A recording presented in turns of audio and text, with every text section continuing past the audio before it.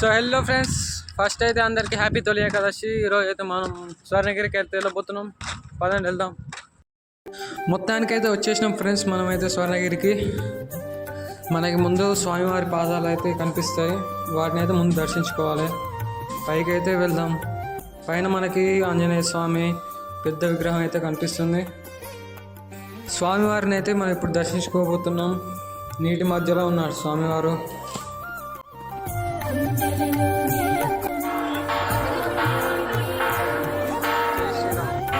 So ఆ గంటనైతే కొట్టి కొట్టి కొట్టి దాన్ని అయితే సాగొడుతారు భక్తులైతే.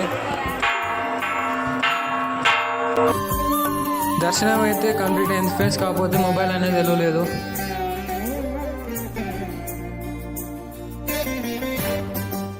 సో గాయ్స్, ఇదైతే ఈరోజు బ్లాగ్. వీడియో వస్తే లైక్ చేయండి, షేర్ చేయండి, సబ్స్క్రైబ్ చేయండి. Thanks for watching.